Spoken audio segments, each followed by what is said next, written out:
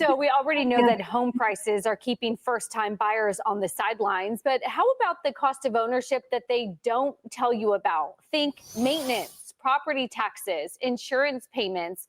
All of those are piling up. And now the average homeowner is paying nearly $16,000 per year for these hidden costs.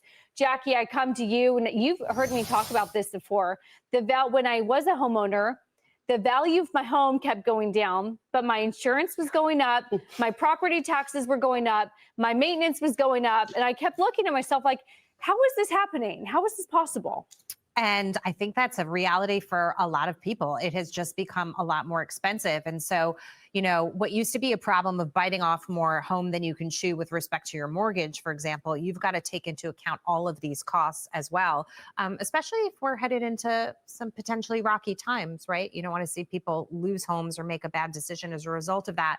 And that sort of brings me back to this notion that Dagan brought up the other day, which is, again, kind of touting this idea that everybody should be a homeowner, that it's part of the American dream and it's sort of a God-given right. And we've got to figure out how to make sure that everyone can be a homeowner. The last time that happened, it led us to the subprime mortgage crisis. And there were a couple of presidents who were in on that game that led us to where we had the bubble burst in that way. And so, you know, I wonder, you always bring up the idea of maybe you shouldn't be an owner and you should take that money and invest it in the stock market. Maybe we have to get our heads around the fact that some people will be destined to be owners because that's their financial situation, and some people just won't. And there's got to be a certain amount of acceptance around that too. Brian, Marcus Lemonis, though, would look at me and say, everybody, when I had this conversation years ago with people, and it was a rent versus buy conversation. And I told y'all, I said that it's according to your circumstance, your budget. Home ownership is not for everybody. Home ownership is not for everybody. It is a very, very, very expensive proposition. I mean, you seeing what's going on over in Chicago right now, right? In Chicago right now, some people's taxes has went up over 133%.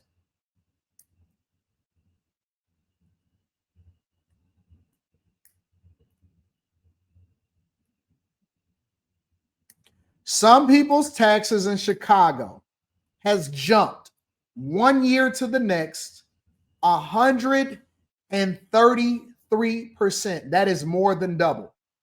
If your property taxes was $7,000 in some instances, your property taxes is $14,000, $15,000, sometimes $16,000.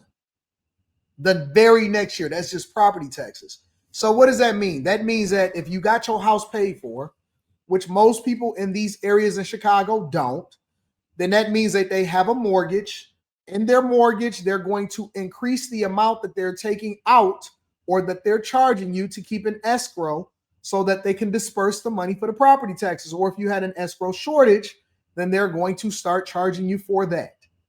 Maintenance, insurance, repairs, cutting the grass, utility costs. All of these things play a role in what?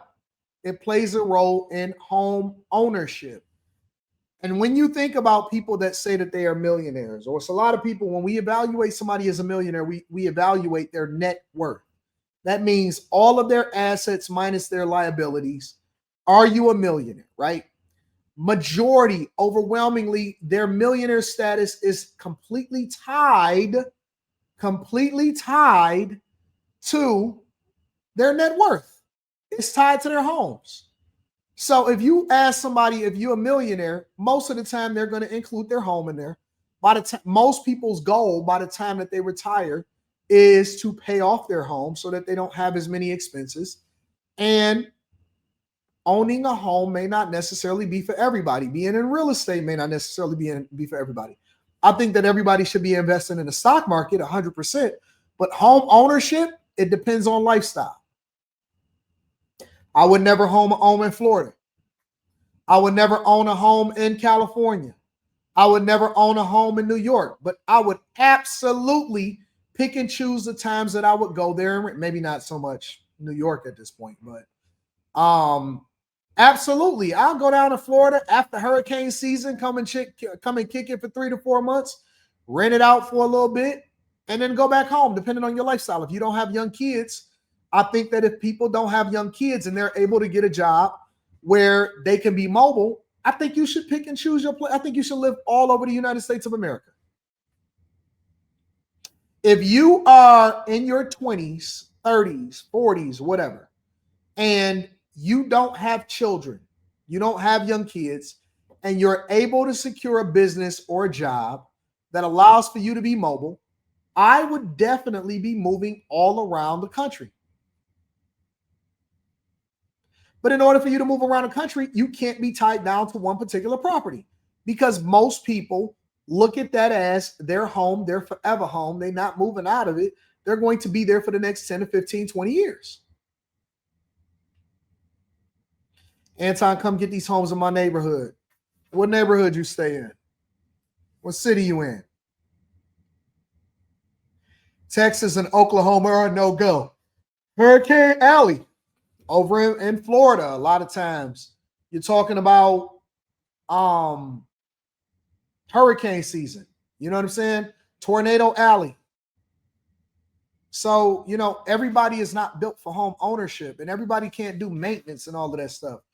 Man, I went by a property that I'm about to list for next month, and I got to go and get another ladder. And the contractors forgot to put the light bulbs in a couple of different spaces. And so I got to go and put light bulbs in it. And I'm like, man, I don't feel like doing this nonsense. You know what I'm saying? It's a headache. I'm the type of person that I'll have multiple homes. I don't like the maintenance that come along with it. I'm going to get the cleaners. I'm going to get the person that blows out your sprinklers so that it don't get frozen. I'm going to get the leaf guy. I'm going to get the person to do the fence. I don't want to repair the fences. I don't want, I don't want to be bothered with none of that. Gutters, clean my gutters, all of that. But all of that stuff matters. If your washing machine and dryer break down, you got to go and repair that. If your dishwasher disposal or your dishwasher is messed up, you got to deal with that. If you have a leak somewhere and you get mold, you got to deal with that. You got to do renovations, all of these different things. That stuff costs money, man. Should encourage as many people, if not all, to be homeowners, because it's the best way to build long-term generational wealth. Well, I think it makes you a more independent person when you have your own property. Then you start thinking about, what do I do to improve my property? You get mad when people increase your. What's going on, Anton? It's that time of year again. I have to let Gucci and myself would like to thank you for playing a big contribution in our 2025 success. When you have time, feel free to stop into the Detroit location as we have a special holiday gift for you. What? I'll call you in a minute. Your taxes. If you don't have property, you don't get hit by property taxes. You never get mad about that. So I do think independent ownership does matter. But it's not the dream for everybody. Like it definitely is not. I'm generationally bound as a Gen X guy. Home ownership was just part of my view of what it meant to be an American. But I know Gen Z, Gen Alpha, whatever, they don't necessarily think that way. Have I considered artificial grass? I haven't. I've never considered artificial grass. I just get the grass guy. He cut it every week, do all of the maintenance, trim it up, just rock with that. So maybe we shouldn't be asking them to conform to that view, but I do get nervous about it because when you don't own stuff, then you look to other people to give you stuff more often than if you own things. And so that's like a cultural issue that gets me, Taylor. Yeah, Dagan, weigh in. The largest U.S. subsidies tied to personal behaviors that the government tries to encourage, like Anton, hold on, where is it at? Anton, I work remotely and I have no kids, but I do have a single family house. I'll be thinking about moving around too. Go travel. What you waiting on? I don't think you have to give up your house. Like I always think that for the most part, you need a home base. But shoot, I don't see nothing wrong. You can go and stay in another place for a whole month, bro. Like, okay, Let me tell you how you do it. So you want to parse it out, right? Take 2 weeks.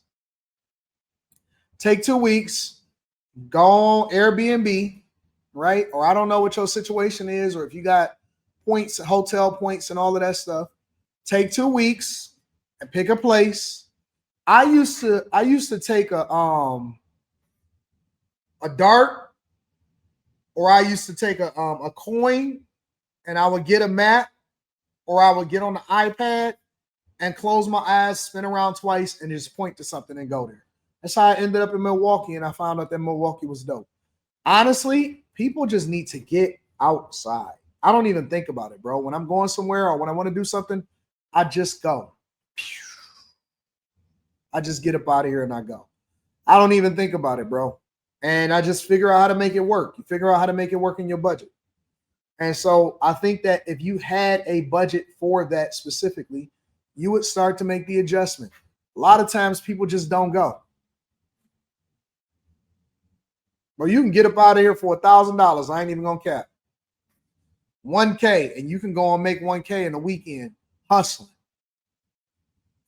You can hustle up a K and be gone. Like families, like having kids, the biggest one is buying and owning a home. In terms of it's like $500 billion a year, roughly, that goes toward subsidies, mortgage interest deduction, property tax deductions. This even includes with the state and local tax cap, and particularly the backing of Fannie Mae and Freddie Mac. So it is not encouraging. Yeah, buy a home, form a family. That is healthy. You should be able to do that if you have a good job. I don't even know what they're saying. That don't even make sense to me, what they talk about.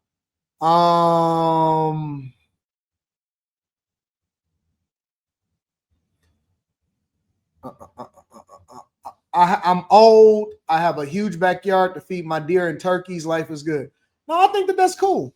I think that everybody got their preferences. She do sound crazy. Everybody got their preferences. Everybody got things that they think is, that works for them. I know me. For me personally, I got to move around. You know what I'm saying? First of all, I'm not the type of person to just sit down for a while. I also know that I'm a city guy, meaning that I got to be able to go straight into, walk to a restaurant, or, I like to have a lot of things around me, or I want to be able to access the parade on Thanksgiving, or I want to be able to go to a game, or I want to be in the mix of everything. They building a Cosm right up the street, and then I see they doing the holiday festivities and all of this stuff. And so I want to be in the mix of it. You know what I'm saying? I want to be in the middle of stuff. I don't want to be far away. I don't want to be out secluded. I think that that's cool when you got a younger family, when you got a daughter and stuff like that, or a son, and you want to put them in the better schools. And so I balance the two, between that. But then at the same time, when I moved to Miami for 4 months over the wintertime, and it was warm outside and it was 80 degrees and it was snowing and cold here for the rest of my family, that changed my perspective on life. You know what I'm saying? I started to explore a lot more the possibility of living in places and experiencing places that I've never seen before. So, it's not for everybody. I think that home ownership is based off of your lifestyle.